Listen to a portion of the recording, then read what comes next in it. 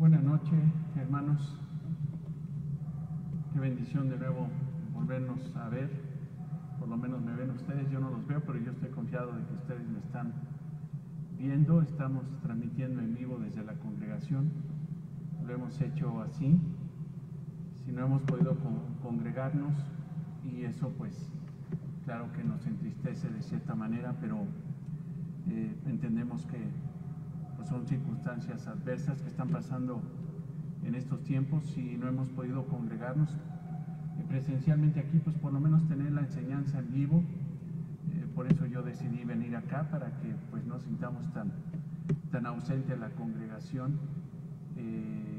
Sé y sabemos, hermanos, que la iglesia no es un lugar, la iglesia son personas redimidas, unidas por el Espíritu Santo para la gloria de Cristo y para la edificación mutua. Eso es definitivo, pero pues gracias a Dios que podemos estar aquí con bien, que podemos transmitir en vivo. Y les voy a pedir, hermanos, que antes de empezar con la enseñanza, oremos por la enseñanza, pero también oremos por una serie de peticiones que tenemos aquí. Se me olvidó poner esto. Seguramente me oían lejos. Déjenlo pongo.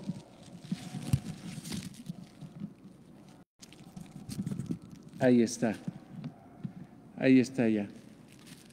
Se me había olvidado poner el micrófono.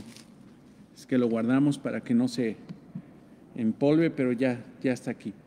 Ya está. Pues vamos a orar, hermanos, vamos a darle gracias a Dios y vamos a poner en manos del Señor todas estas peticiones. Amado Señor, te damos gracias porque podemos orar a través de tu Espíritu. Gracias porque Él nos guía, gracias porque incluso cuando no sabemos pedir, espiritualmente Él intercede, Señor, delante de ti por nosotros con gemidos indecibles, Señor, y te damos gracias por eso, porque entendemos que aún en la soberanía tuya, aún la oración, Señor, es sustentada por ti, Señor. Gracias, Señor, porque podemos orar con libertad en esta tarde, en esta noche de jueves, Señor. Gracias porque podemos orar por la salvación y sanidad de Andrés Villallart, Señor Martínez. Señor, te pedimos que tú extiendas misericordia en la vida de Andrés. Es primo de Lupita Martínez y ella está pidiendo que se ore por él, por salvación y sanidad, pues está enfermo de COVID, Señor, tú lo sabes. Pero, Señor, lo que queremos hacer en esta oración es confiar en ti, confiar, Señor, en que tú sigues llevando a salvación a muchos, que, Señor, si tú has decidido salvar a Andrés, Señor, nada habrá que detenga tu preciosa voluntad. Oramos por Andrés, Señor, por su salvación y por su salud, Señor. Oramos en el nombre de Cristo. También, Señor, queremos agradecerte porque, Señor, tú has escuchado nuestras oraciones y conforme a tu propósito soberano, Señor, has extendido misericordia. Y Moy, Señor, ya está en casa y pedimos por Moisés, Señor, Moisés Castro, por su recuperación pronta, Señor, para que se reintegre a sus actividades.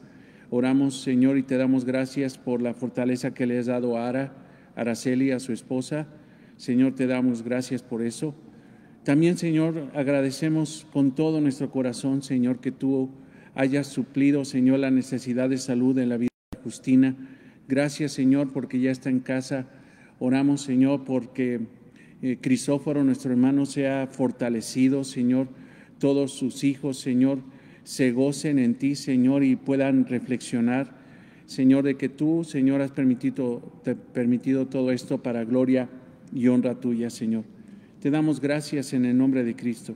También, Señor, queremos orar por Rafa, por Rafael y Marisol, por toda su familia, Señor. Oramos por Raquel, por su hermana de Rafael, por todos sus hermanos, aún, Señor, por la familia completa, Señor, por que tú les des fortaleza y consuelo, Señor, por el fallecimiento de Juan Martínez, el papá de Rafa, Señor. Te pedimos, Señor, que en tu infinita misericordia sigas, Señor, bendiciendo a esta familia, Señor, y les des consuelo en medio de esta profunda adversidad y dolor, Señor, de haber perdido a un padre, Señor.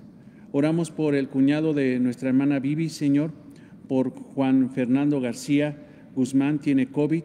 Oramos por salvación principalmente, Señor, y por sanidad. Por nuestra hermana Graciela, Señor, nuestra amada hermana Graciela, Señor, que tiene esta enfermedad, que está enferma, Señor. Gracias porque a pesar de que su cuerpo es frágil, tú lo has fortalecido en medio de esta adversidad, Señor, y pedimos por la hija, Señor, de Graciela, Señor, y su hijo Emanuel, porque también están contagiados, Señor. Oramos para que Graciela sea perfeccionada a través de esta prueba y cada día, Señor, a través de esta circunstancia difícil, ella muestre madurez espiritual, gloria, honra y alabanza en su corazón que se exprese en sus labios, para que ella, Padre, pueda madurar en esta circunstancia difícil, Señor.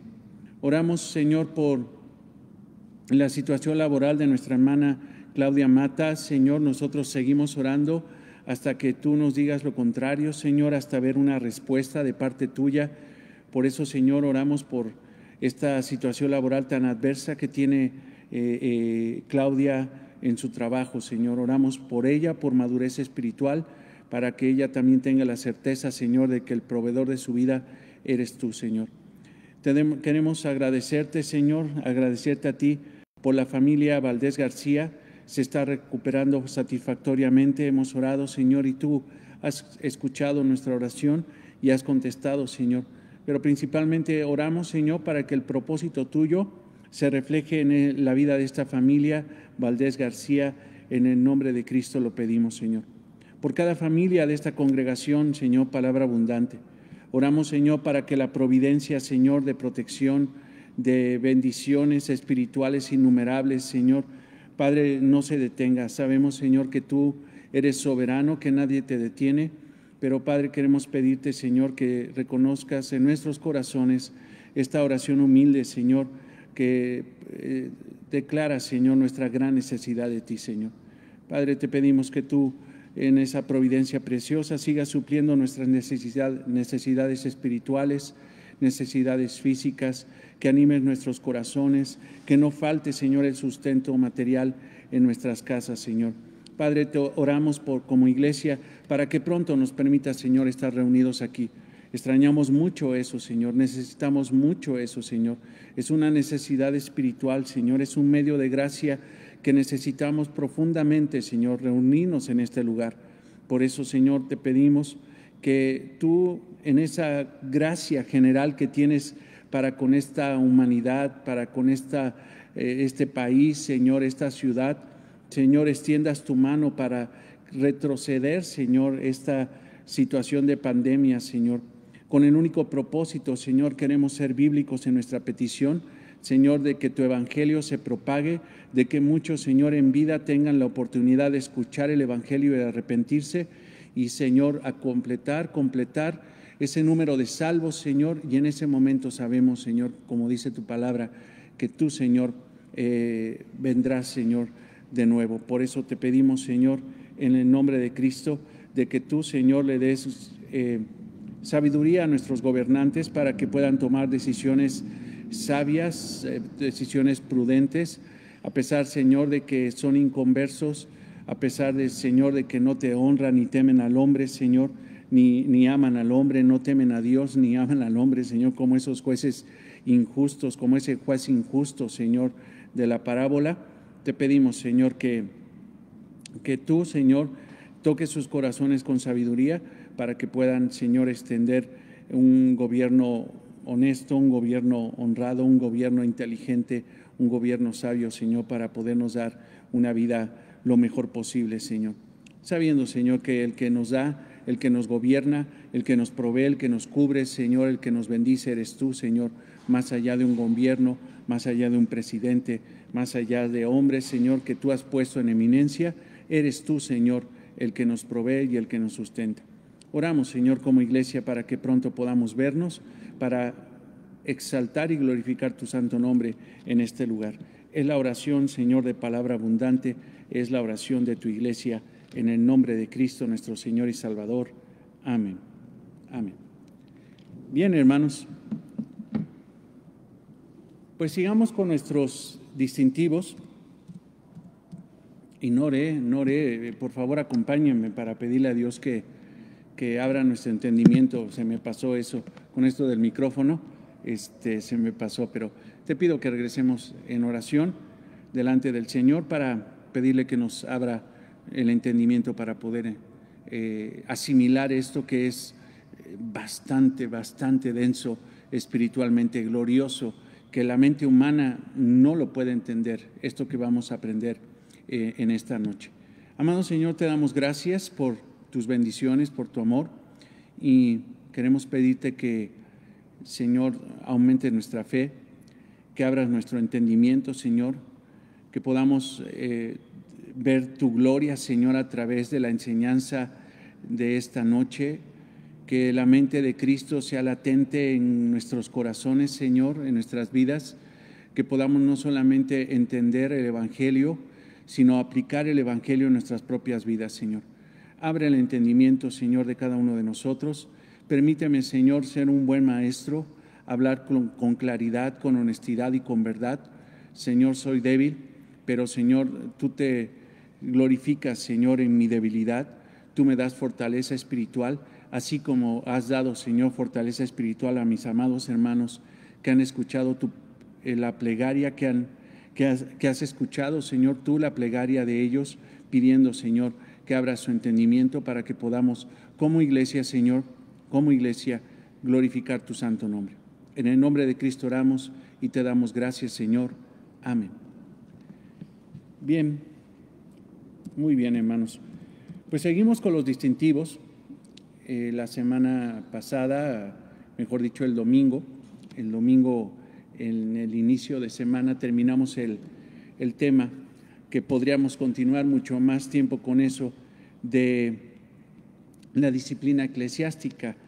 En la providencia del Señor sé que va a ser un tema que vamos a estar no solamente estudiando, sino viviendo a través de la experiencia de la misma iglesia. Te aseguro que vamos a retomar ese tema, ya sea en lo individual, en grupos o lo colectivo. Te aseguro que lo vamos a volver a ver porque, como te decía, esa situación de la exhortación mutua nunca se acabará porque somos pecadores, odiamos el pecado, no queremos pecar. Cuando pasa, nos arrepentimos, vamos al Señor en arrepentimiento, sabemos que si confesamos nuestros pecados, Él nos perdona. Eso es algo maravilloso. Él nos ha perdonado y nos perdonará siempre. Mas, sin embargo, pues en el momento de que hay pecado en la iglesia, situaciones que no son convenientes en algún hermano, alguna hermana, pues tenemos que exhortarnos. Entonces, esa situación de la disciplina eclesiástica pues va a seguir siendo un tema constante, tan constante, hermanos, como la vida de esta iglesia aquí en la tierra, o hasta que nosotros seamos glorificados y ya no pequemos. Eso es una realidad. Pero el siguiente distintivo que quiero que abordemos, hermanos, es el señorío de Cristo en la salvación. El señorío de Cristo en la salvación. Y esto es muy importante porque hay posturas, hermanos, dentro de la iglesia históricamente, donde muchos creen que la salvación de un hombre, de una mujer por parte de Cristo, de un alma de parte de Cristo, no es totalmente soberana, no es totalmente señorial, por decirlo así, sino que muchos creen que en algo participaron en su salvación, que ellos decidieron ser salvos, que ellos decidieron recibir al Señor Jesucristo. Y déjame decirte una cosa, eso puede ser normal, y es normal cuando una persona es recién nacida espiritualmente, cuando tiene la regeneración, cuando el Espíritu Santo regenera a esa persona. Normalmente esa persona cree y tiene en su corazón el concepto de que es salva porque tomó una decisión. Que, por ejemplo, si antes era católica romana, tomó la decisión porque le llamó la atención, se cautivó con las enseñanzas de Jesucristo, no sé, diversidad de cosas que pueden pasar en la conversión de alguien, pero esta persona cree que dejó el catolicismo romano para ahora hacerse cristiano o cristiana. Ese es su concepto. Mas, sin embargo, lo que vamos a ver el día de hoy es de que el hombre y la mujer no puede participar en nada, en absolutamente nada, en su salvación. El hombre no puede salvarse. El hombre no puede ayudarle al Señor Jesucristo. El hombre no puede tener fe en el Señor Jesucristo por sí solo. El hombre no puede tener una convicción de pecado e incluso arrepentimiento delante de Cristo por sí mismo. No, no puede ser, porque simple y sencillamente la palabra de Dios enseña que los hombres sin Cristo, los hombres inconversos, los hombres incrédulos, son hombres y mujeres muertos en sus delitos y pecados. Un muerto no puede hacer nada por sí mismo. Un muerto no puede caminar, muerto no puede decidir. Un muerto espiritual no puede proceder a salvación, ni ayudar a Jesucristo, ni tomar la elección o la iniciativa propia de salvación. No, la salvación es un acto unilateral, es un acto que es inherente absolutamente y totalmente a nuestro Señor Jesucristo, a Dios, al Espíritu Santo, a Dios Padre, a Dios Hijo y a Dios el Espíritu Santo. Entonces vamos a hablar del señorío de Cristo en la salvación. Y déjame decirte que, retomando la idea de que normalmente todo mundo cree al principio de su vida cristiana que ellos escogieron a Cristo, la realidad es de que no es así. La realidad es de que, pongo aquí este teléfono que nada más me está distrayendo. La realidad es de que Cristo los escogió a ellos. Esa es la realidad espiritual. Pero conforme esa persona va avanzando en el Evangelio, conforme esa persona va avanzando en el conocimiento de la verdad, si esa persona está en una buena iglesia, en una iglesia fiel, en una iglesia que enseñe en sana doctrina, que enseñen realmente los fundamentos cristocéntricos, paulinos, lo que enseña la palabra de Dios de tapa a tapa acerca de la salvación, esa persona, si tiene el Espíritu Santo, si entiende la palabra de Dios, entenderá tarde que temprano, o más temprano que tarde, si realmente está estudiando la palabra de Dios de una forma responsable, que su salvación no procedió de él mismo, de ella misma, sino que vino directamente del Señor. Y eso es lo que enseña la palabra de Dios. Te pido por favor que vayas ahí a tu distintivo, si lo tienes ahí en tu teléfono, si lo tienes ya impreso, pero si no lo tienes, yo con gusto te lo leo para que vayamos entendiendo esta doctrina sumamente importante del señorío de Cristo en la salvación. Y quiero enfatizar algo antes de empezar, ya estoy con mi introducción larga. Estos son distintivos. ¿Qué quiere decir esto? Que en esto somos nosotros distintos a otras iglesias. Habrá iglesias donde dicen, iglesias calvinistas, que la salvación es una obra unilateral de nuestro Señor Jesucristo. Esa es la posición que nosotros tenemos. Habrá congregaciones arminianas que dicen que no, que sí se necesita la obra redentora de Cristo, pero el hombre también tiene participación en la salvación. Esas posiciones calvinistas, arminianas, mejor dicho, son en otras congregaciones que podríamos decir que son cristianas, mas sin embargo están erróneas en su doctrina. Nosotros creemos que esto que vamos a estudiar, hermanos, es lo correcto porque se extrae puramente de la palabra de Dios. La posición calvinista, la posición reformada, la posición de que la salvación es un acto unilateral hecho solamente por Dios, es la enseñanza que se extrae de la palabra. Calvino era lo que enseñaba. Mas, sin embargo, dejándonos más allá o dejando a un lado a Calvino, yéndonos más allá en la profundidad de lo que él encontró, él simple y sencillamente estaba enseñando las doctrinas paulinas, o sea, lo que enseñó Pablo a las iglesias, lo que enseña Pablo en en el Nuevo Testamento, en las cartas que él escribió. Mas, sin embargo, el concepto de la salvación señorial de Cristo no solamente es de Pablo, sino también es de Pedro. La salvación señorial de Cristo no solamente fue de Pablo, no solamente fue de Pedro, la enseñanza, sino también de nuestro mismo Señor Jesucristo. Y no solamente de nuestro Señor Jesucristo, sino en la enseñanza de toda la palabra de Dios, que es el concepto divino. La palabra de Dios desde Génesis hasta Apocalipsis habla de que la salvación es de Jehová. La salvación es de Dios. Lo dice el profeta Jonás, lo dice el Antiguo Testamento y se reitera en el Nuevo Testamento esa doctrina fundamental. Somos distintos porque creemos eso, que nosotros fuimos salvos no porque nosotros decidimos, sino porque el Señor decidió.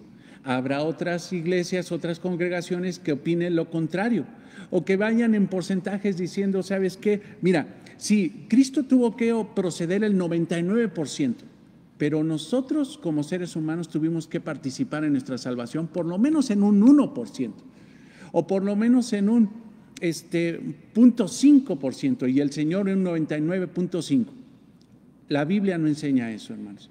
Esa será la posición de esas congregaciones, mas sin embargo, hermanos, vamos a entender que la salvación que nosotros tenemos no es por nosotros, sino es por el Señor. Doy lectura. Ninguna doctrina es más despreciada por la mente natural que la verdad de que Dios es absolutamente soberano. O sea, si algo reprueba la mente humana, que no puede, y reprobar por su capacidad finita, que no tienen la capacidad de entender, no podemos entender esta situación sublime de la soberanía del Señor. Y como no se entiende, la mente humana reprobada lo desecha. Cuando no entiende a una persona la soberanía de Dios, la soberanía de Dios en todo evento, en todo acto, aún en la salvación, cuando no se entiende y esa mente no está redimida por Cristo, no está redimida por el Espíritu Santo, nutrida espiritualmente por el Espíritu Santo, normalmente lo que hacen es desecharlo. Dicen, no, eso está mal, eso no lo creo, eso lo hago a un lado. Mas, sin embargo, hermanos, debemos de reconocer que la doctrina, hermanos, de la soberanía, del señorío de Cristo de la salvación, es una doctrina difícil de entender. Mas, sin embargo, nosotros, hermanos, a pesar de que puede ser difícil de entender, como tenemos el Espíritu Santo, no desechamos esa doctrina, sino que nos metemos más en esa doctrina. Eso es sumamente importante. Si alguien en la iglesia desecha la doctrina del señorío de Cristo de la salvación, entonces hay un problema espiritual. Una cosa es desechar y otra cosa no es entender. Pero cuando uno, hermano, tiene el Espíritu Santo, estas doctrinas que son difíciles de entender, te aseguro, hermanos, que va a haber un momento que el Señor nos va a dar luz. Sigo con mi introducción larga, pero esto es sumamente importante porque sí nos va a llevar, hermanos, honestamente, este jueves y domingo que entra, hablando de esta doctrina maravillosa. Me he dado cuenta de hermanos que de repente yo pues procuro enseñar y estarles exhibiendo la palabra de Dios y las doctrinas, la teología sistemática, las doctrinas fundamentales de la Biblia. Y de repente me encuentro hermanos o hermanas que me dicen, ¿sabe qué? Entendí esto, pero cuando me lo dicen con un gozo, con sus ojos llenos de luz, de esperanza, o sea, impactados por la doctrina que entendieron. Y yo digo, bueno, esa doctrina la enseñamos a lo mejor hace 5 meses o se predicó se enseñó en alguna predicación. Dice, bueno, a lo mejor en ese momento al hermano o la hermana no le hizo clic, o sea, no fue el momento de que el Espíritu Santo le diera luz para entender eso. Mas, sin embargo, si continuamos en el estudio de la verdad, va a llegar un momento que uno va a ser impactado por eso, y los ojos van a brillar del entendimiento que uno tiene ya de una doctrina que dices, ahora sí, ya la entendí. Ahora, te lo vuelvo a decir, esta doctrina es complicada, pero una cosa muy distinta es desecharla y otra cosa es no entenderla aceptarla, no la entiendo, pero la acepto, pero yo sé que el Señor en algún momento de mi vida espiritual, si yo también pongo de mi parte para en seguir escudriñando la palabra, va a llegar un momento que el Espíritu Santo me va a iluminar para entender esa doctrina sumamente importante. Entonces, ninguna doctrina es más despreciada por la mente natural que la verdad de que Dios es absolutamente soberano. El orgullo humano aborrece la sugerencia de que Dios ordenó todo, controla todo y gobierna sobre todo, hermanos. Y eso lo entendemos ya muy bien. En 1 Timoteo 6:15, te pido que vayas ahí, a ver si tienes ya ahí tu Biblia dispuesta. 1 Timoteo 6:15. Dice la palabra de Dios en esta confesión de Pablo a Timoteo, la cual a su tiempo mostrará el bienaventurado, esto es feliz, y solo soberano, Rey de reyes y Señor de señores. Fíjate la expresión, aquí no se está refiriendo al Rey de reyes, Señor de señores, que es nuestro Señor Jesucristo, sino Pablo está aplicando este distintivo, este rango divino, no a nuestro Señor Jesucristo, sino a Dios Padre, y está diciendo que es el solo soberano. Esa expresión, hermanos, habla de la soberanía absoluta. El Señor es absolutamente soberano, Él tiene el dominio de todo, el control de todo, Él ordena todo y gobierna sobre todo, o sea, todo, hermanos. De repente alguien puede decir, más cuando un cristiano apenas está caminando en las cosas de Dios y de repente oye también conceptos bien evangélicos pero poco bíblicos, te lo vuelvo a decir, bien evangélicos pero poco bíblicos. Hablan como evangelistas pero no hablan como cristianos bíblicos. Y cuando les viene una situación difícil, lo primero que dicen es, eso no es del Señor, eso no es del Señor, eso no viene del Señor. Nosotros, hermanos, hemos visto a través de la palabra de Dios que no podemos decir eso. Todo viene de Dios. Todo viene de Dios. Dios tiene el control de todas las cosas. Dios gobierna sobre todas las cosas, aun las cosas buenas y en las cosas malas. Vamos a aclarar eso. Pero Dios gobierna sobre todas las cosas. Hermanos, si Dios no gobernara sobre todas las cosas, Dios no sería Dios. Punto. Si Dios no gobernara sobre todas las cosas y si algo que pasara en este universo, en un microsegundo pasara, que no estuviera dentro del control de Dios, hermanos, por ese evento de un microsegundo, Dios dejaría de ser Dios o Dios no sería Dios.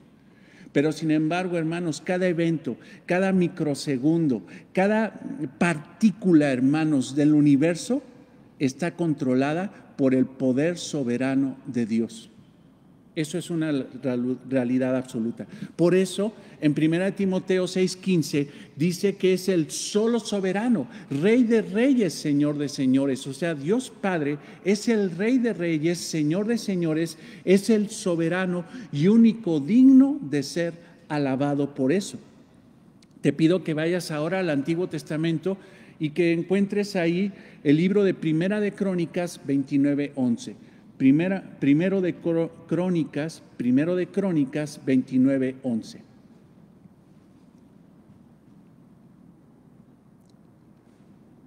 Primero de Crónicas 29:11. Tuya es, oh Jehová, la magnificencia, el poder, la gloria, la victoria, el honor, porque todas las cosas que están en los cielos y en la tierra son tuyas. Tuyo es Jehová el reino y tú eres excelso sobre todo. Eso es lo que dice la palabra de Dios. El Señor entonces es el amo, es el rey del universo. Él gobierna todo y nada está fuera de su propósito. Hace poco en una predicación te decía que un libro sumamente recomendable para lectura, para el entendimiento de la soberanía de Dios, es La Salvación, por ejemplo, porque es un capítulo, es el libro de A.W. Pink. Este hombre, este teólogo, este hombre que escribió muchos libros, pero uno de los libros más importantes que hablan acerca de la soberanía de Dios es su libro La soberanía de Dios de Arthur W. Pink. Y quiero leerte un segmento y cito: la soberanía de Dios. ¿Qué queremos decir con esa expresión? Queremos decir la supremacía de Dios, que Dios es rey, que Dios es Dios. Decir que Dios es soberano es declarar que Él es el Altísimo, como dice Mateo 6:9. Vosotros pues oraréis así: Padre nuestro que estás en los cielos. ¿Esto qué quiere decir? El Santísimo, el Altísimo Rey, santificado sea tu nombre. Dios es quien hace todo conforme a su voluntad, en las huestes de los cielos y entre los habitantes de la tierra, de modo que nadie puede detener su mano y decir qué hacer. Daniel 4:35, te lo voy a leer. O es más, si vas rapidísimo, estoy leyendo el texto de Arthur W. Pink, pero está citando, como todo buen libro de buena teología, está citando versículos. Daniel 4:35. Daniel 4:35. Todos los habitantes de la tierra son considerados como nada, y Él hace según su voluntad en el ejército del cielo y en los habitantes de la tierra, y no hay quien detenga su mano y le diga, ¿qué haces? O sea, Dios no puede ser detenido. Romanos 9:19, te lo pido, por favor, se oye hasta como canción eso, ¿verdad? Romanos 9:19.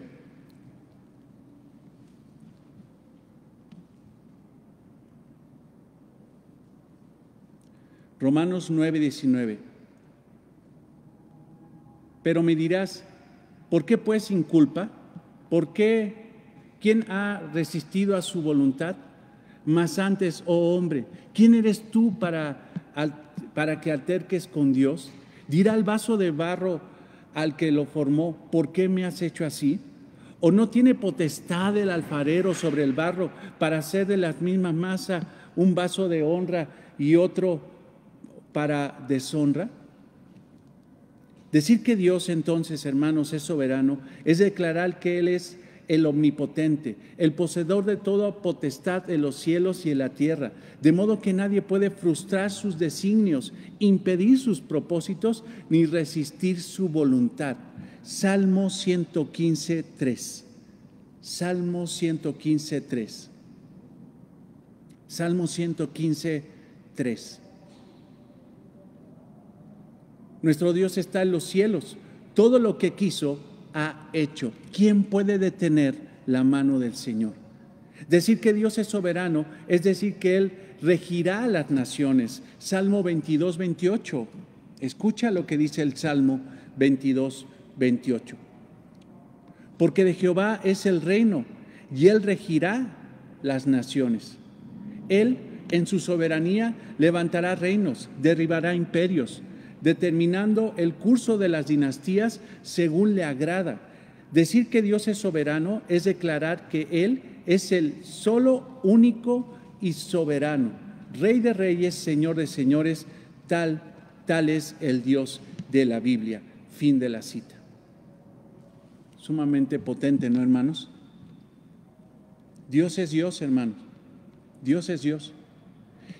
Y déjame decirte que una persona que está entrando en madurez espiritual, y quiero decirlo de una forma entendible, entiende quién es Dios y deja que Dios sea Dios. Pero cuando una persona no tiene conocimiento del carácter de Cristo y de uno de sus aspectos o características del carácter infinito de Dios, que es su soberanía, si no entiende eso, normalmente está queriendo impedir que Dios sea Dios.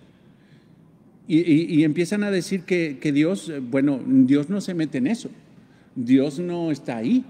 Dios no estuvo ahí. Dios no mandó eso. No, hermanos. O sea, tener ese tipo de expresiones es decir, Dios no es Dios y es impedir que Dios sea Dios. Debemos de tener un concepto adecuado de la soberanía de Dios. Salmo 3:8. Ahora escucha, Te pido por favor que vayas ahí al Salmo 3:8.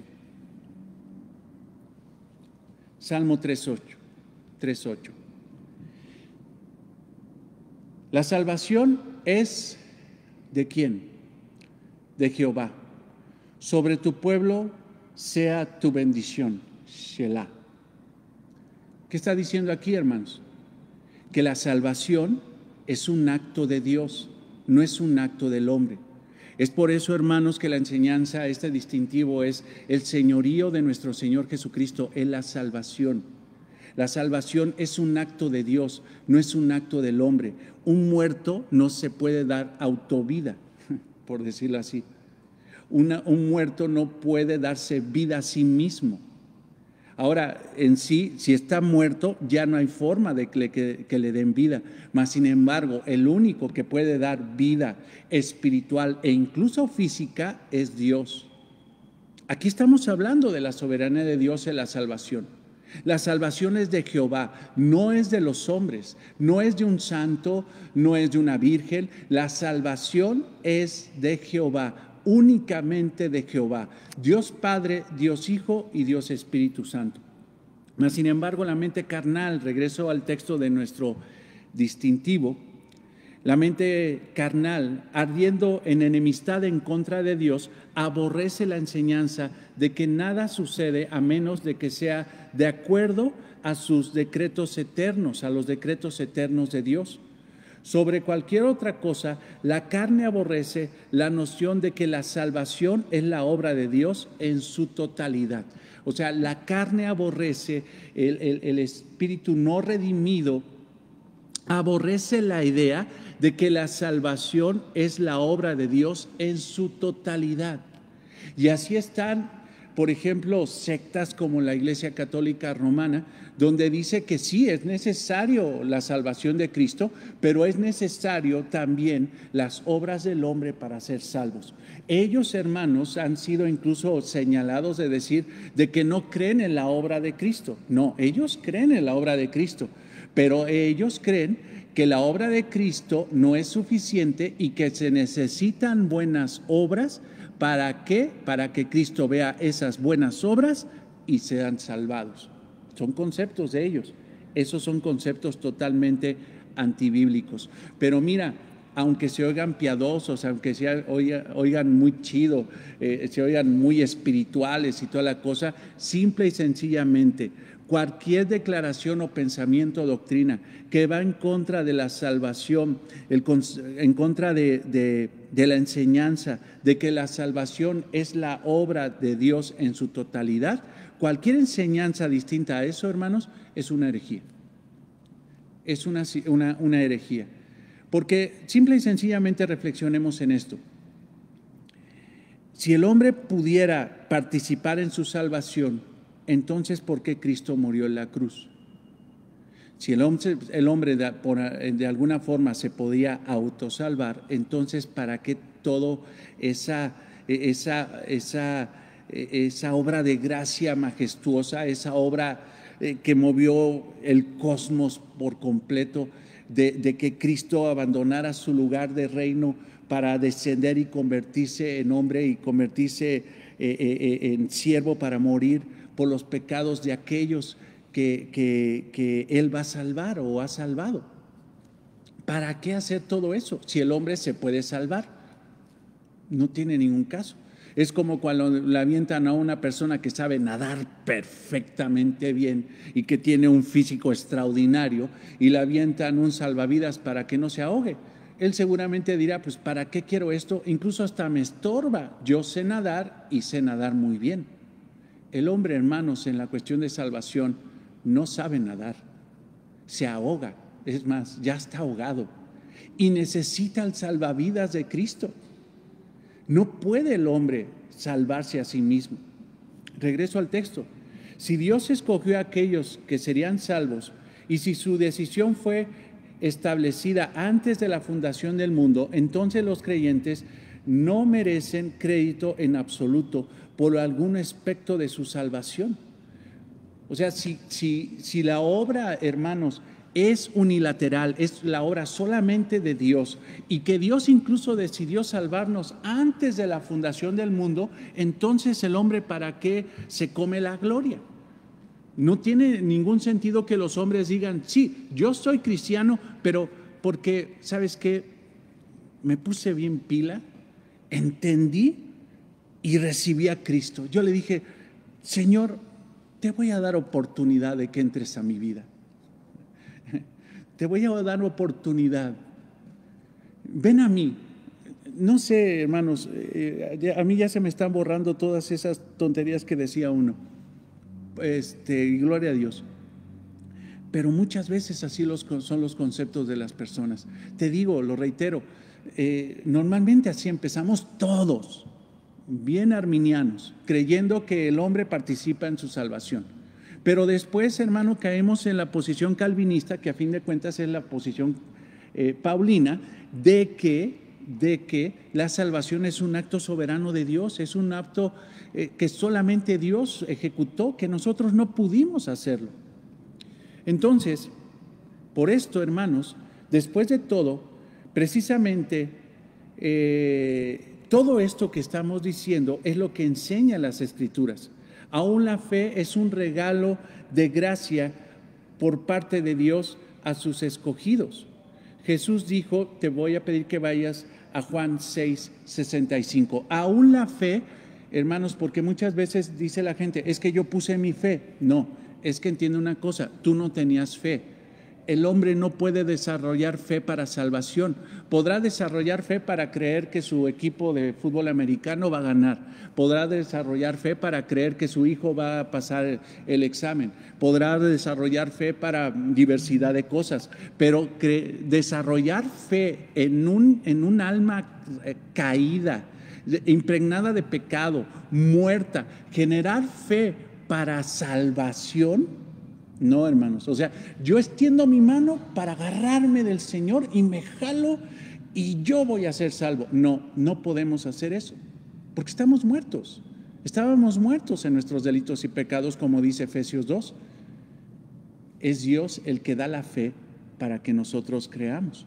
Ve, por ejemplo, lo que dice Juan 6:65, perdón, yo ya te dije que te fueras ahí, pero yo no he llegado ahí.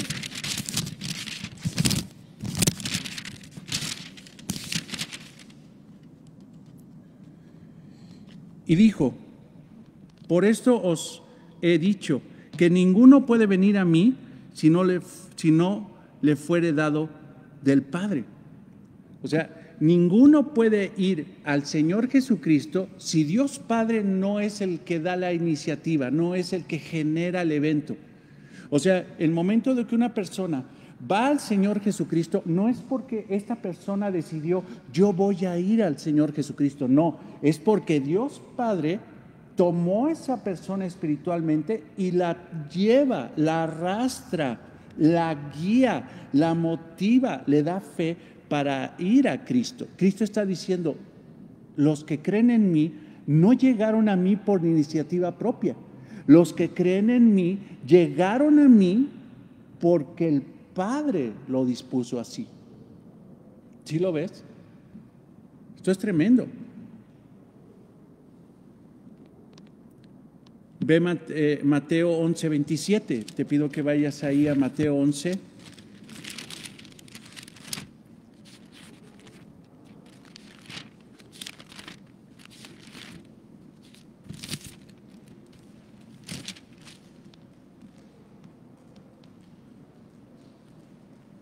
Todas las cosas me fueron entregadas por mi Padre, y nadie conoce al Hijo sino el Padre, ni el Padre conoce a alguno sino el Hijo, y aquel a quien el Hijo le quiera revelar.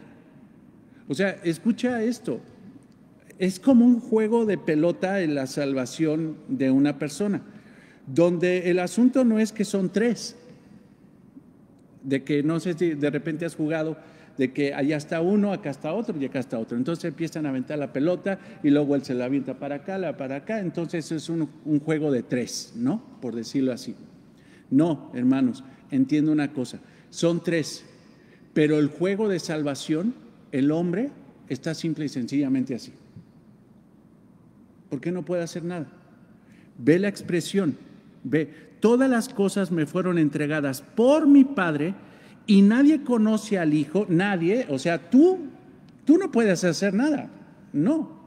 Ajá. Nadie conoce al Hijo, o sea, el juego entre el Padre y el Hijo, nadie conoce al Hijo sino el Padre, ni el Padre conoce a alguno sino el Hijo, y a quien el Hijo lo quiera revelar. O sea, la cuestión de la salvación es un juego entre el Padre y el Hijo, y podemos ampliar y considerar a un tercero, al Espíritu Santo. Pero que el hombre esté partícipe en el juego de la salvación, hermanos, es antibíblico, no hay fundamento. De repente sí hay pasajes en la Biblia que parece que está diciendo que el hombre fue el que tomó la decisión. Pero hermanos, si nosotros abrimos toda la doctrina, toda la palabra de Dios, nos daremos cuenta que la salvación es de Jehová. El hombre no contribuye en su salvación, pero el hombre tiene una responsabilidad de que en el momento de que se le predica el Evangelio, él tiene que reaccionar de una forma positiva. Si reacciona de una forma positiva, fue porque el Padre lo trajo. Si reacciona de una forma negativa, es por culpa de él. Pero también quiero profundizar en ese, por culpa de esa persona. Esa persona es culpable por desechar el Evangelio. Pero vamos a profundizar en ese tema. Por tanto, entonces, ninguna persona que sea salva tiene algo de que gloriarse. Te pido que vayas a Efesios 2, 8, 9.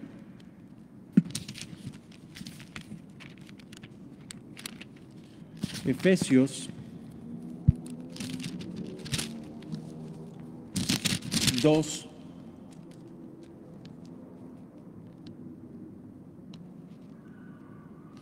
porque por gracia sois salvos por medio de la fe, y esto no es de vosotros, esto no de vosotros, pues es un don, es un regalo de Dios, no por obras. ¿Para qué? Para que nadie se gloríe.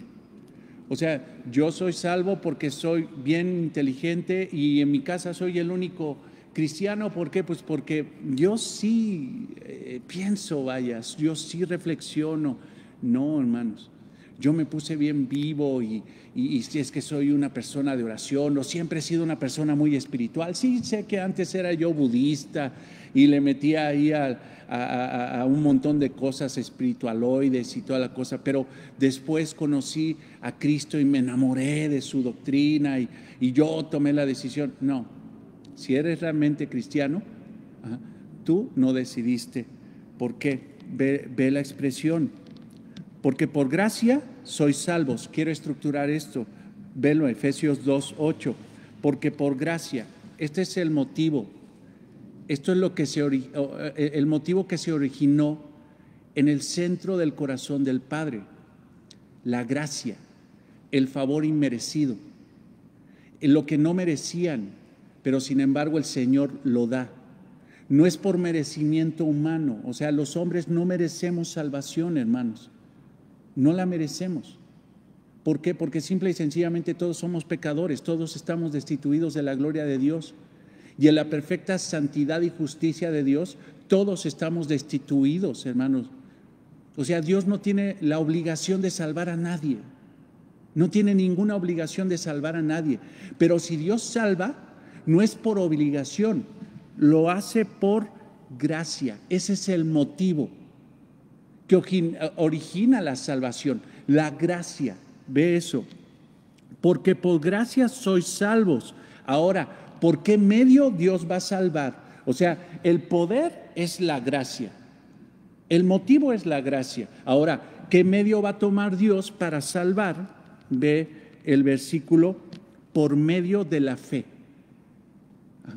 O sea, Dios, en su gracia, va a salvar a las personas por medio de la fe. Este es el medio, la fe, el creerle a Él. Ahora, ve la expresión después del punto y coma. Y esto no es de vosotros, o sea, esto no lo generaron ustedes, esto no lo tienen ustedes. Ustedes simple y sencillamente no tienen eso en su ser. Esto no es de vosotros, pues es un regalo, un don de Dios. O sea, la fe, la gracia son un regalo de Dios. ¿Te fijas? Es que yo puse mi fe. No, si tú tienes fe, Dios te la regaló. Dios te la tuvo que poner porque si no, no podías vivir.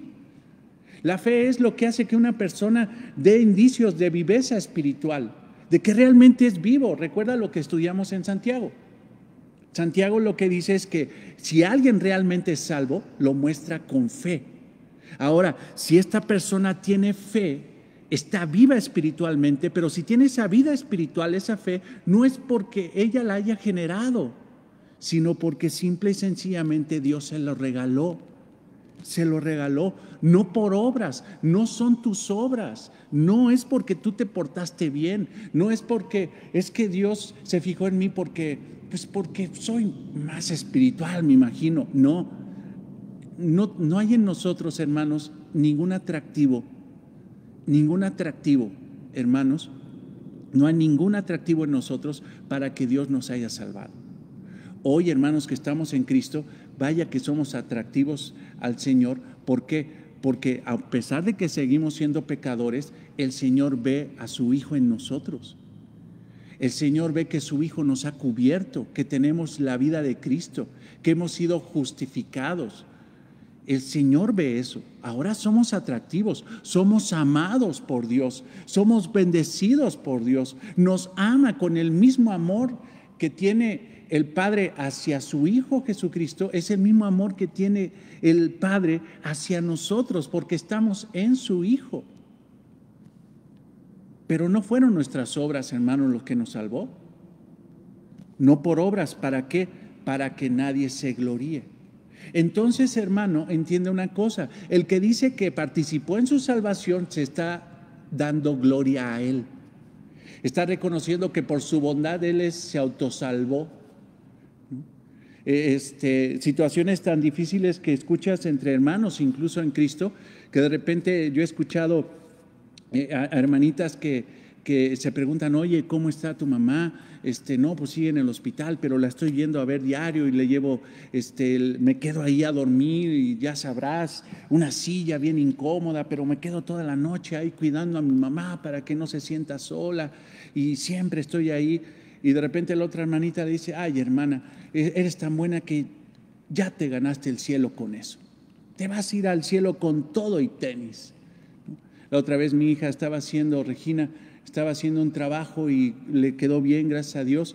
Y la persona, el cliente, le contesta por WhatsApp: oye, muchas gracias por ese trabajo. Te vas a ir al cielo con todo y tenis por ese trabajo que has hecho. O sea, lo que toda la gente cree es que la gente las almas llegan al cielo por obras. Ya te ganaste el cielo. Hermanos, el cielo no se puede ganar. El cielo, Dios lo regala. Dios lo da por su gracia. Y para llegar, hermanos, al cielo, nos pone fe en Cristo. Porque no hay forma de llegar al cielo si no es por la fe en Cristo Jesús. No hay forma, hermanos. Esto es lo que va estructurando el señorío de nuestro Señor Jesucristo, de la salvación. Nosotros no pudimos habernos salvado, hermanos. No pudimos hacerlo. Por eso, hermanos, es totalmente sabio lo que dice Pablo a los Efesios: no se vanaglorien. Sí, hay dos tipos, dice John MacArthur, hay dos tipos de religión. Hay dos tipos de religiones: la del mérito humano, y ahí están todas las religiones, todas. Si analizas, hermano, hermana, todas esas religiones del mérito humano se agrupan ahí. O sea, todas las religiones se agrupan ahí, a excepción de una: el cristianismo. Porque el cristianismo, hermanos, es la religión que se basa en el mérito de Cristo, en el mérito de Dios, en el mérito del Espíritu Santo. No es el mérito humano, no, hermanos. Dios no nos llamó por inteligentes, Dios no nos llamó por espirituales, ni por capaces. Dios nos llamó porque estábamos simple y sencillamente muertos en nuestros delitos y pecados. Esta es la verdadera religión, la del mérito de Dios. Todas las demás religiones es el mérito del hombre. Y analiza cualquier religión cualquiera, y todas implican sí una supuesta deidad e incluso una apreciación de Dios, ¿no? A lo mejor dicen, ¿sabes qué? Sí creo que existe Dios, sí hay un solo Dios, pero ¿sabes qué? Hay que echarle una mano a Dios para que yo llegue al cielo. Esas son las verdaderas, como dice Pablo, religiones de vanagloria, de autoglorificación. La salvación es de Jehová, hermanos. Jonás 2:9 lo dice el profeta Jonás. Te pido por favor un tiempito más, a pesar de que aquí ya está haciendo frío porque dijeron que iba a entrar una onda ahí gélida, ya se está sintiendo, pero te pido por favor que vayamos a Efesios 1:3-14 y que veamos una realidad contundente, hermanos. Creo que esto te va a dar mucha luz para entender lo que estamos explicando el día de hoy, en esta noche. Efesios 1:3-14. Efesios 1:3-14. Y cuando un cristiano cree que es un pobre, lo que tendría que hacer es leer Efesios para darse cuenta de que es un ser rico, millonario, archimillonario espiritualmente. Que el Señor Jesucristo cumplió esa palabra que dijo: yo vine a darles vida y vida en abundancia. Y muchos creen que es abundancia de dinero y que no te va a faltar nada, y de protección y de salud. No, el Señor, si lees el contexto, se está refiriendo a una vida espiritual, rica espiritualmente. Y lo que venga como consecuencia, y lo que venga de la gracia del Señor en la cuestión material, en nuestra salud, en nuestra protección, claro. O sea, el Señor es soberano, lo que acabamos de decir, es soberano en todo es soberano. Pero escucha esto, escucha la riqueza de un cristiano, pero ve que estos cristianos, nosotros somos ricos, somos sumamente bendecidos, pero no participamos nada en nuestra riqueza. Y que la riqueza principalmente, hermanos, vino de Dios a través de su Hijo Jesucristo y del Espíritu Santo. Y que nosotros simple y sencillamente, estando muertos en nuestros delitos y pecados, aún el Espíritu Santo avivó nuestros corazones para poner las manos como si fuéramos mendigos, como dice Mateo 5, bancarrota espiritual, mendigos espirituales nada más para levantar la mano y decir: Señor, ayúdame. Pero si nosotros tenemos riqueza espiritual, no es por nosotros, es por Dios, por nuestro Señor Jesucristo, por Dios que tuvo la iniciativa, y el medio fue nuestro Señor Jesucristo, y el Espíritu Santo, ese es el que certifica la obra de Cristo. Ve, escucha esto. Bendito sea el Dios y Padre de nuestro Señor Jesucristo. ¿A quién tenemos que bendecir? ¿Para quién es la gloria? Sea Dios y el Padre de nuestro Señor Jesucristo, que nos bendijo. No nos producimos bendición propia o autobendición, con toda bendición espiritual en los lugares celestiales en Cristo. Es en Cristo, según nos escogió en Él. ¿Quién escogió? ¿Tú escogiste a Dios? ¿Tú escogiste ser cristiano? No, Él te escogió en Él. Nos escogió en Él antes de la fundación del mundo. Esto es tremendo, hermanos, tremendo. Ayer hablaba con un amado hermano, me eché un buen rato ahí platicando cuestiones bíblicas, y salió el tema de la salvación, y cuando una persona conoce a Cristo, en ese momento ya es salva, y como que en la conversación como que estábamos girando mucho en el asunto de que la persona recibiera a Cristo. Y el hermano, entendido bíblicamente, me decía: no, es que si una persona recibe a Cristo es porque hay convicción puesta por parte de Dios, porque esa persona no podría hacerlo si no fuera vivificada por Dios. Y es correcto. Mas sin embargo, yo le comentaba que más allá de recibir a Cristo en algún momento de nuestra vida, el momento de nuestra redención no fue en el momento de que tú dijiste: Señor, perdóname, confieso mis pecados delante de ti, voy a Cristo en arrepentimiento y fe. No sé cómo tú hayas hecho esa oración al Padre pidiéndole perdón y recibiendo al Hijo. No sé cómo la hayas hecho, espero que haya sido bíblica, con convicción de tu pecado y con fe en nuestro Señor Jesucristo. Pero el momento de tu redención no fue ahí. El momento de tu redención, en el momento de que el Señor, hermano, te salvó, fue antes de la fundación del mundo. O sea, antes de que nacieras, antes de que existiera la tierra, Dios te salvó. Dios nos salvó. Avancemos.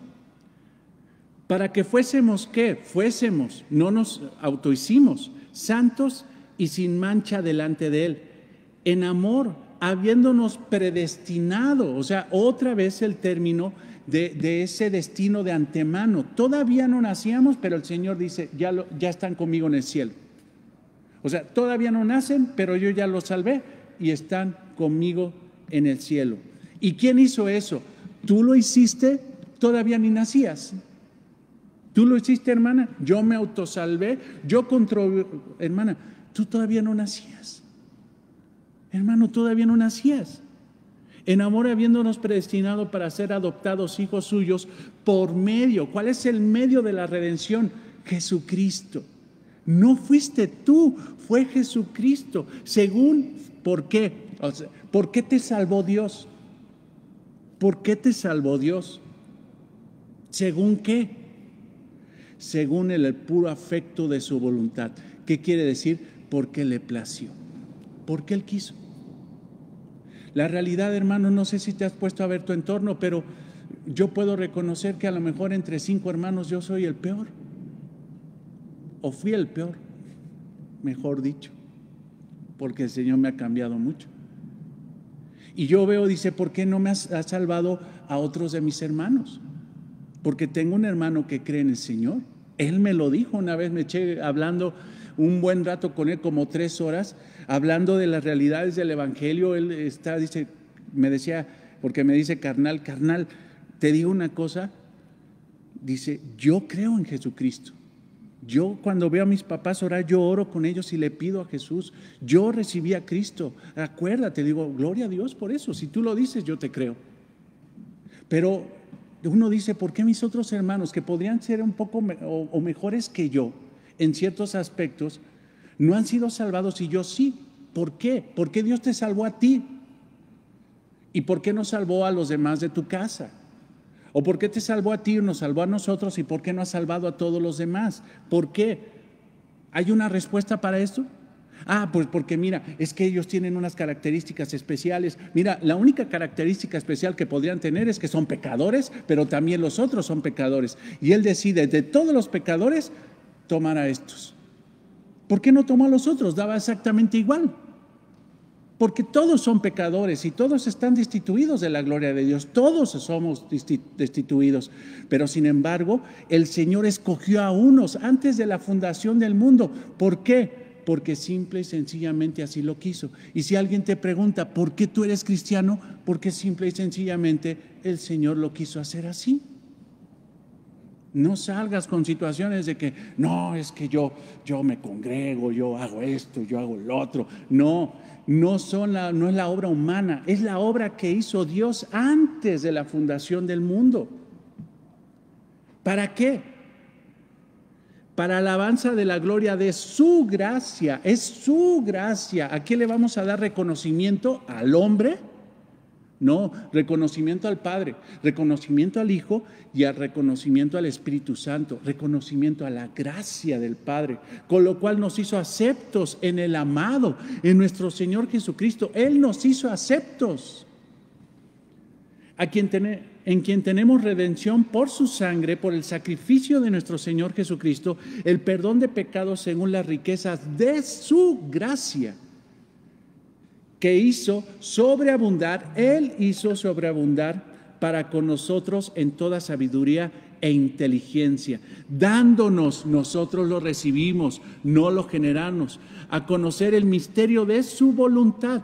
¿Cuál era el misterio de su voluntad? Según su beneplácito, el cual se había propuesto en sí mismo, de reunir todas las cosas ¿en quién? En Cristo. Ve, la pelota sigue igual. Nosotros nada más estamos ahí. Bueno, un muerto ni siquiera mover, nada más los ojitos, ni siquiera los ojitos. El peloteo de la salvación es entre el Padre, el Hijo y el Espíritu Santo. El Padre, el Hijo y el Espíritu Santo. El hombre, hermano, no tiene participación en el partido. De reunir todas las cosas en Cristo, en la dispensación del cumplimiento de los tiempos, así las que están en los cielos como las que están en la tierra. En Él asimismo tuvimos herencia, o sea, en Él, habiendo sido predestinados, otra vez el concepto, conforme al propósito del que hace todas las cosas según el designio de su voluntad, a fin de que seamos para alabanza de su gloria. Nosotros los que primeramente esperábamos en Cristo, en Él también vosotros, habiendo oído la palabra de verdad, el evangelio de vuestra salvación, y habiendo creído en Él, fuisteis sellados con el Espíritu de la promesa. Fuisteis sellados con el Espíritu de la promesa. O sea, aquí está la participación del Espíritu. Él certifica que realmente nosotros somos salvos, porque ese sello, hermanos, incluso el versículo 14 dice arras, y arras, hermano, no se refiere a un anillo o a unas moneditas. La expresión en el griego se refiere a una garantía que el acto es realmente genuino, es legal, no es falso. Hay un sello, y el que da la certificación de nuestra salvación es el Espíritu Santo, que es las arras de nuestra herencia hasta la redención de la posesión adquirida para alabanza de su gloria. Entonces, hermanos, lee esto, lee Efesios 1 y te darás cuenta que simple y sencillamente la doctrina de la elección divina está perfectamente bien explicada en las Escrituras, a lo largo de todas las Escrituras. A lo largo de todas las Escrituras, la palabra de Dios dice que si nosotros hemos sido salvados, hermano, no fue porque nosotros quisimos, sino fue porque Él lo quiso por el puro afecto de su voluntad. Por el puro afecto de su voluntad. Tú podrías escoger una corbata, tú podrías escoger qué comer el día de mañana. Tú podrías escoger qué zapatos te vas a poner mañana, si es que tienes más de un par de zapatos. Tú podrías escoger probablemente qué escuela estudiar. Tú podrías escoger incluso, no sé, cantidad de cosas que normalmente escogemos y elegimos en el transcurso del día. Nos pasamos eligiendo muchas cosas. Son muchas las decisiones, probablemente miles de decisiones de elección tomamos en el transcurso de un día. Pero, hermanos, de todo lo que has decidido desde el momento de tu nacimiento y que tuviste conciencia, a lo mejor desde el momento de tomar del pecho de tu mamá, o ya no tomar y tomar ahora de la mamila, que a lo mejor tú lo decidiste, desde ese momento hasta hoy, nunca tú pudiste decidir para escoger a Dios. Dios fue el que te escogió a ti. ¿Por qué? Porque simple y sencillamente así lo quiso. Porque pudo haber agarrado a otros pecadores, pero te agarró a ti pecador, te agarró pecadora a ti, me agarró a mí pecador. ¿Por qué? Por el puro afecto de su voluntad. Hermanos, reflexionemos eso. Lee este texto que acabamos de ver de Efesios 1 y nos vemos el próximo domingo para seguir con esta doctrina tan importante. Pero ahora, hermanos, cuando te pregunten ¿por qué eres cristiano?, tú contesta, no sé, pero por eso glorifico a mi Señor. Como dice la palabra de Dios, yo fui sellado, fui redimido. ¿Con qué fin? Versículo 12, a fin de que seamos para alabanza de su gloria. Nosotros los que primeramente esperábamos en Cristo, somos para la alabanza de su gloria, porque el Señor es misericordioso. Porque habiéndonos desechado, que pudo haberlo hecho y no tenía ninguna obligación de salvarnos, Él por su decisión dijo, ven, te voy a traer a mi Hijo para que tú seas salvo por Él. Amado Señor, te damos gracias por esta enseñanza. Gracias, Señor, porque es tu Espíritu, Señor, el que nos guía, el que nos motiva, el que nos da calor espiritual para seguir adelante, Señor. Gracias, Señor, por esa grande salvación, excelente salvación. Señor, gracias porque a través de esta enseñanza nos damos cuenta, Señor, que si la salvación es tuya, Señor, es una salvación perfecta. Si la salvación es tuya, Señor, porque tú eres perfecto, tú eres soberano, todopoderoso, ¿quién podría, Señor, arrebatarnos de tu mano? ¿Cómo se podría perder tan grande salvación que no ganamos nosotros? Si lo hubiéramos ganado, la podemos perder, pero no la ganamos nosotros. Tú no la diste por gracia, por misericordia. Lo diste, Señor, en un gran misterio, porque aún, Señor, no entendemos por qué nos elegiste a nosotros. No lo entendemos, Señor, pero simple y sencillamente tu palabra lo dice. Si nosotros confesamos nuestros pecados, Señor, si nosotros fuimos a ti, si confesamos a Cristo como Señor y Salvador, Señor, es porque tú nos llamaste, porque tú pusiste conversión en nosotros, pusiste fe, y ahora nosotros estamos, Señor, dentro, Señor, del redil, estamos en tu Hijo, y eso es, Señor, algo maravilloso. Pero ¿por qué nosotros? Es el misterio, Señor. Es un misterio que no entendemos y que no es de nosotros, Señor, entenderlo, porque eso, Señor, fue por el puro afecto de tu voluntad. Gracias, Señor, por eso, en el nombre de Cristo. Amén. Hermanos, pues Dios los bendiga. Lo dejamos acá. Fíjense que me estoy confundiendo porque aquí el reloj está mal y ya creía que era, ya me había pasado, ya eran casi las 9, pero no, son 20:42, pero qué bueno, hermanos, porque quiero dejarlo ahí y que continuemos el próximo domingo con la enseñanza. Nos estamos viendo, hermanos. Reitero, cualquier cosa que necesiten, cualquier cosa, hermanos, recuerden que son parte de la iglesia. También no se olviden de sus responsabilidades, háblense, búsquense por llamada, por WhatsApp, ¿cómo estás? ¿Qué necesitas? Me llena muchísimo el corazón saber que se están contactando, que oye, te puedo ayudar, te ayudo, necesito ayuda, me hablan. Eso es una gran bendición, hermanos. Estamos aprendiendo mucho y espero en el Señor que en su infinita misericordia y bondad pasemos de la teoría, porque no queremos ser teólogos, lo que queremos ser es cristianos. Eso es lo que queremos ser. Hermanos, Dios los bendiga, Dios los guarde. Nos estamos viendo el domingo, si Dios nos lo permite. Bendiciones.